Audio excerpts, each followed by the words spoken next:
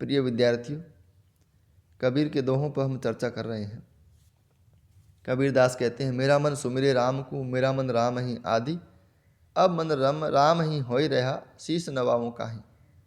कबीर दास कहते हैं, मेरा मन राम का ही स्मरण करता है और मेरा मन राम ही आदि, और मेरा मन राम का ही आदि है। आदि का मतलब जिसको जिसकी आदत हो गई हो। पहली बात बड़ी साधारण है कि मेरा मन राम का स्मरण करता है। दूसरी बात थोड़ी सी उससे आगे बढ़ के कि मेरे मन को राम की ही आदत हो गई। आदत हो जाने का मतलब है कि अब मुझे राम को याद करने की आवश्यकता नहीं है। जो चीज़ हमारी आदत में आ जाए उसको हमें याद करने की आवश्यकता नहीं रहती, वो फिर आदत बन जाती।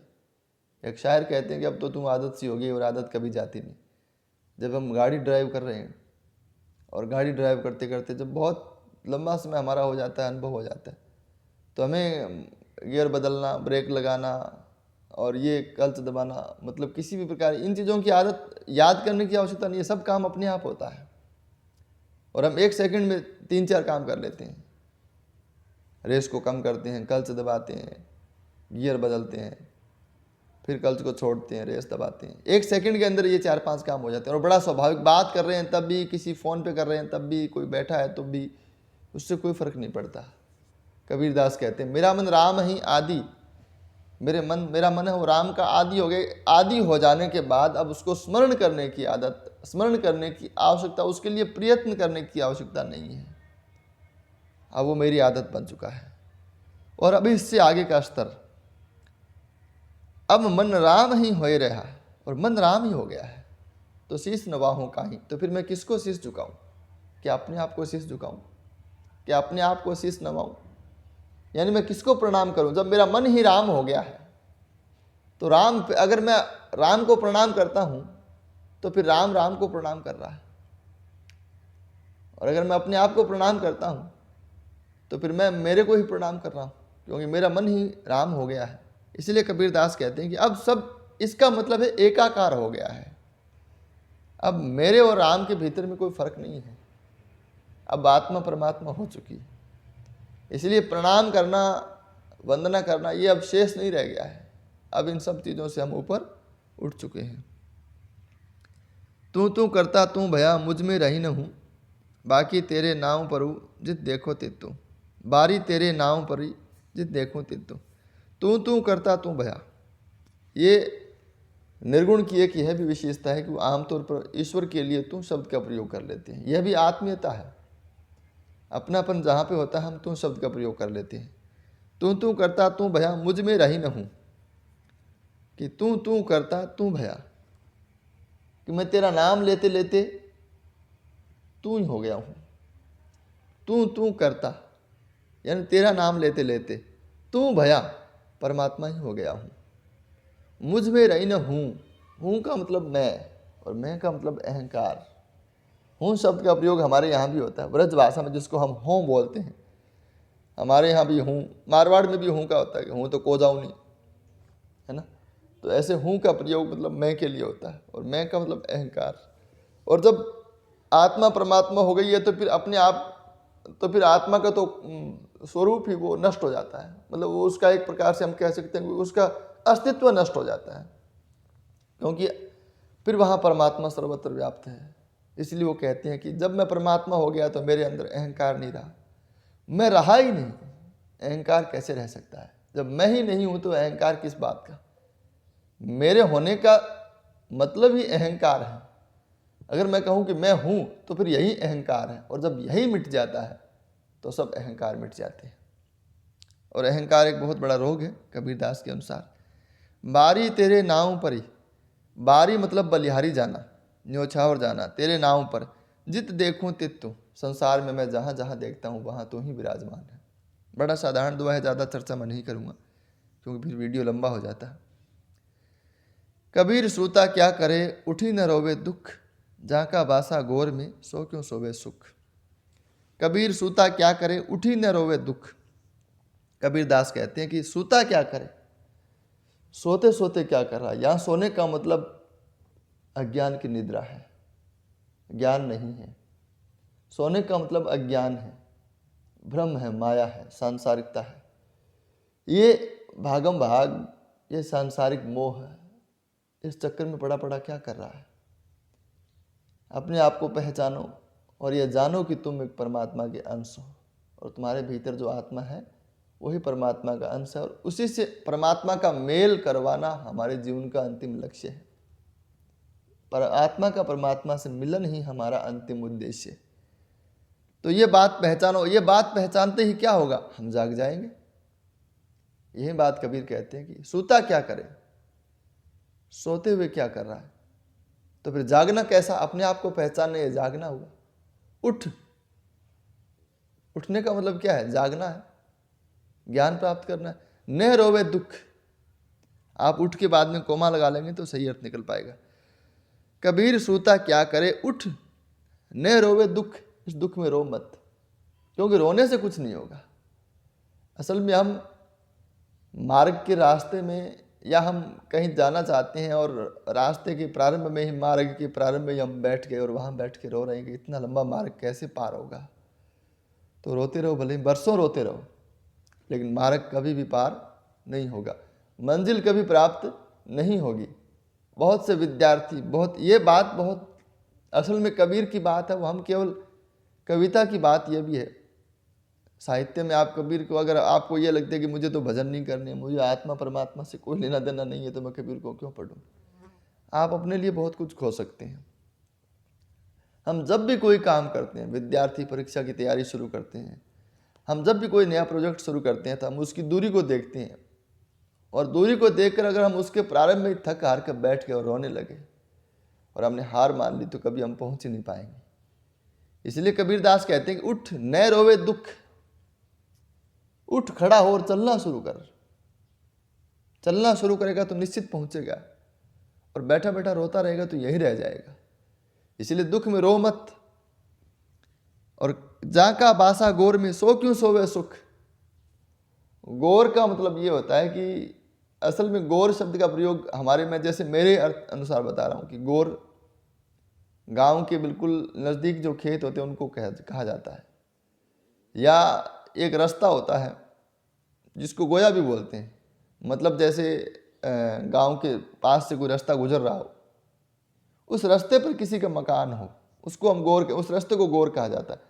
तो उस रास्ते पर किसी का मकान हो, गांव के बाहर है और रास्ते के ऊपर ही किसी का मकान है, तो वहाँ चोरी होने की ज़्यादा आशंका है, बनिस्बत इसके कि जिसका मकान गांव के बीच में है। तो गांव के बाहर जिसका मकान है और रास्ते के ऊपर ही जिसका मकान है, सो क्यों सोवे सुख, वो सुख से क्यों सो रहा है? उसके यहाँ तो चोरी होने की बहुत अधिक संभावना है। इसलिए कबीरदास कहते हैं, जाका बासा गोर में, सो क्यों सोवे सुख। गोर में बासा होने का मतलब क्या है?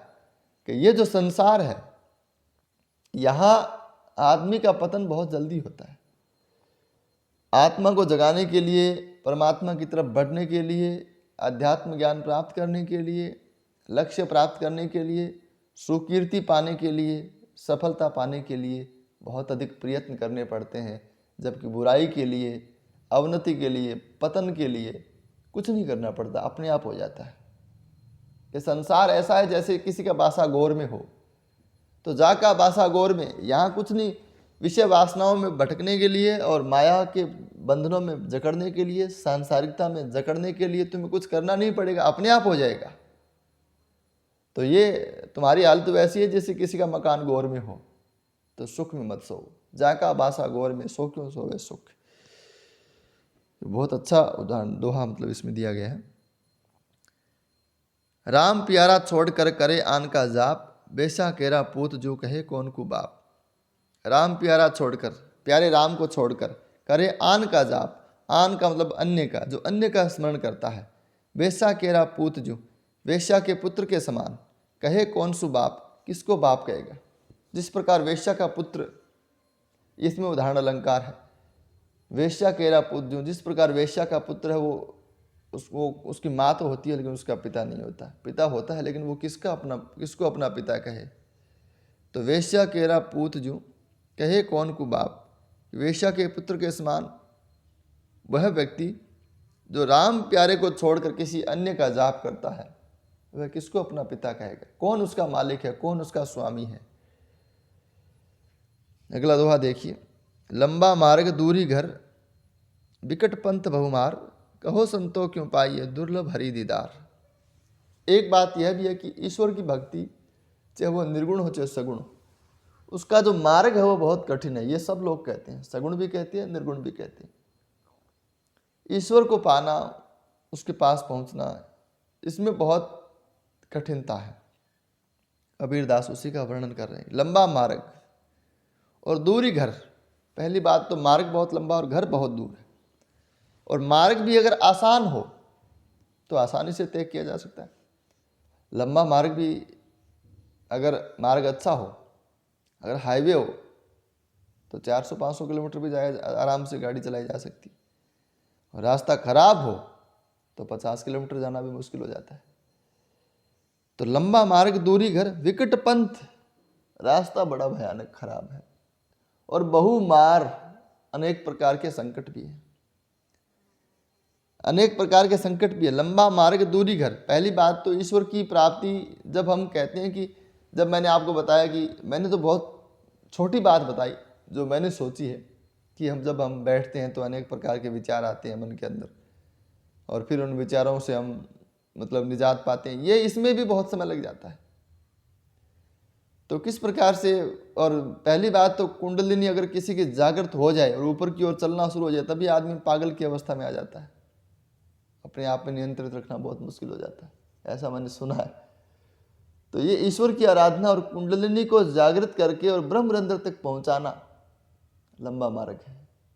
और दिल्ली दूर है, घर बहुत दूर है। और विकट पंथ, रास्ता बड़ा भयानक है। अनेक प्रकार की बाधाएं हैं, अनेक प्रकार के मोह है, अनेक प्रकार की सांसारिकताएं, अनेक प्रकार के कर्तव्य हैं, पता नहीं क्या क्या रास्ते में आते हैं। कहो संतो क्यों पाइए दुर्लभ हरि दीदार। हे सज्जनों, कैसे पाओगे हरि का दीदार। दीदार उर्दू का शब्द है, दर्शन, देखना, इसको कहा जाता है। हरि का दीदार दुर्लभ है, ईश्वर का दीदार करना बहुत ही दुर्लभ है। कबीर चित्त चमकिया चहुँ दिस लागी लाई। सुमिरन भंग को पूरा कर ही लेते हैं। कबीर चित्त चमकिया चहुँ दिस लागी लाई, हरि सुमिरन हाथों घड़ा बेगू लेहि बुझाई। कबीर चित्त चमकिया, कबीरदास कहते हैं जो संसार है इसमें अनेक प्रकार के आकर्षण हैं। जब बच्चा कोई नया नया मेले में जाता है तो अनेक खिलौनों को देखता है, और खिलौनों को देखते ही मचल जाता है, और फिर उसका मन होता है यह भी लूँ और वह भी लूँ। आदमी किसी बच्चे से कम नहीं है, उसकी मूल प्रवृत्ति वही रहती है। बच्चा मेले में खिलौने के लिए वैसे भटकता है और उसका मन जैसे चंचल होता है और वह उसके प्रति लालायित होता है, वैसे ही व्यक्ति जिंदगी भर अनेक आकर्षणों के प्रति खींचा चला जाता है। किसी भी आदमी में और किसी भी बड़े आदमी में और एक बच्चे में ठीक ठीक कोई भेद नहीं है। वही बातें जो एक बच्चे में दिखाई देती है वो बड़े आदमी में दिखाई देती है।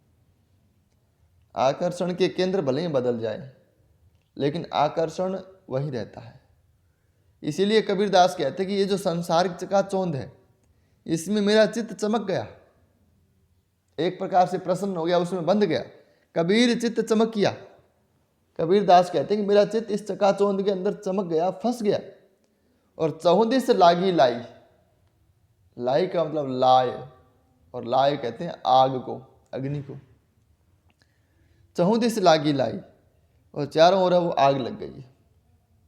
तो इस प्रकार से कबीरदास कहते हैं कि सांसारिक विषय वासनाओं से फंसने में, संसार की चकाचौंध में फंसने से मैं अनेक प्रकार के विकारों से घिर गया, अनेक प्रकार के दोषों से घिर गया।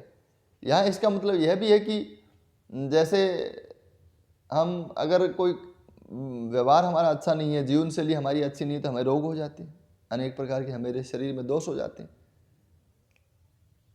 तो उसी प्रकार की बात वो कबीर कहते हैं कि अगर हम सच को नहीं पहचानते और केवल किसी चीज़ की ऊपरी चमक दमक को देखकर उसके अंदर उसमें प्रवेश कर जाते हैं या उसके प्रति आकर्षित हो जाते हैं, तो हम अपने शरीर में, हमारे मन में अनेक प्रकार के विकार पैदा कर लेते हैं, दोष पैदा कर लेते हैं। चहुँ दिस लागी लाई, चारों ओर आग लग गई। आग लगने का मतलब है विषय वासनाओं से घिर गया मैं, विकारों से घिर गया। हरि सुमिरन हाथों घड़ा, कबीरदास कहते हैं कि मेरे लिए एक अच्छी बात यह थी कि मेरे हाथ में पानी का घड़ा था। कौन सा घड़ा था? प्रभु के नाम के सुमिरन का घड़ा। और जैसे ही मुझे इस प्रकार के विषय वासनाओं। कबीर को तो ज्ञान था कि भाई आग लग गई है, नहीं तो आदमी यह भी नहीं पहचान पाता कि आग लग गई है, तो बुझाएगा कैसे। पहली बात तो यह पहचानना भी बहुत ज़रूरी है कि आग लगी हुई है। कबीरदास कहते हैं कि मेरे लिए एक ठीक बात यह थी कि आग लग गई है, यह मुझे मालूम हुआ, और मेरे हाथ में प्रभु के नाम के स्मरण रूपी जल का घड़ा था, उससे मैंने वो आग को बुझा दी। जैसे में डर लगता है, हाथों हाथ किया कबीर ने, बेगू ले ही बुझाई, बहुत जल्दी मैंने बुझा दी। यानी बहुत जल्दी मैंने अपने जो शरीर के अंदर और मन के अंदर, जो आत्मा के अंदर विकार उत्पन्न हो रहे थे, उन पर विजय पा ली। बहुत जल्दी किया ये। जब हम कहीं जा रहे हैं, और बहुत बार ये देखने में आता है कि कहीं हम जा रहे हैं और हमें डर लगता है कि रात, अंधेरी रात है और इस प्रकार से, तो हाथों हाथ लोग हनुमान चालीसा का पाठ शुरू करते हैं और डर खत्म हो जाता है, ऐसा वो कहते हैं। तो कबीरदास यही कह रहे कि कबीर सुमिरन हाथों घड़ा। कबीरदास कहते हैं कि मेरे में प्रभु नाम के स्मरण रूपी जल का मेरे घड़ा मेरे हाथ में था, और मैंने अपनी विषय वासनाओं को समाप्त कर दिया। ये जो विषय वासनाओं की अग्नि है उसको बुझा दिया। तो ये इसमें भी कबीर के यहाँ रूप का अतिशोक्ति अलंकार एक होता है, उसका ज़्यादा मैं रूप का अतिशोक्ति अलंकार असल में एक अतिशोक्ति का भेद है, तो बहुत अधिक वो अलंकार यहाँ कबीर के यहाँ मिलता है, तो आप लिख सकते हैं इसमें भी रूप का अतिशोक्ति अलंकार है। तो इस वीडियो में इतना ही, बाकी चर्चा हम बाद में करेंगे।